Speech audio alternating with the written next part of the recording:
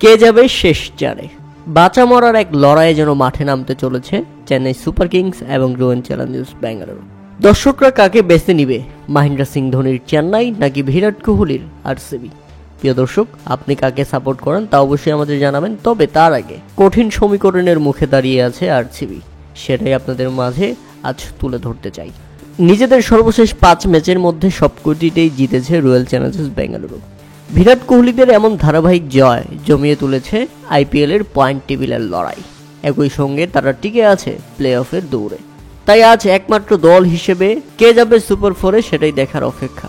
তবে চেন্নাই সুপার কিংসকে হারাতে পারলেও যেন শেষ চারের টিকিট পাওয়া হবে না বিরাট কোহলিদের, যদি না সমীকরণ তারা মেলাতে পারে।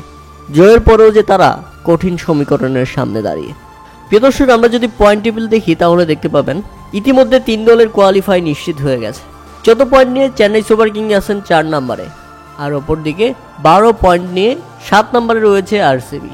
তবে আরসিবির সুযোগ রয়েছে, চেন্নাইকে হারাতে পারলেই তাদের পয়েন্ট হবে 14। তবে রান রেটে গড়মিল বেঁধে গেছে, আর সেই রান রেটটাই আপনাদের কাছে খোলাসা করা যাক।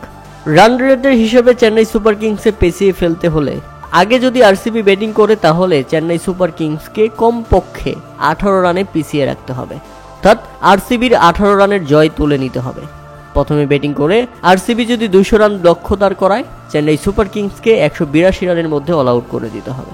অর্থাৎ যত রানই করুক না কেন চেন্নাই সুপার কিংসকে এমনভাবে আটকে দিতে হবে যাতে কমপক্ষে 18 রানের জয় পায় আরসিবি। আর যদি আগে ব্যাটিং করে চেন্নাই সুপার কিংস, সেক্ষেত্রে আরসিবিকে জিততে হবে 11 বল হাতে রেখে, অর্থাৎ পরে 2 ওভার হাতে রেখেই চেন্নাইয়ের দেওয়া লক্ষ্য টপকে যেতে হবে আরসিবিকে। আর তাদের সুপার 4-এ জায়গা পাবে আরসিবি, কেননা শেষ ম্যাচে জিতলে তাদের পয়েন্ট হবে 14।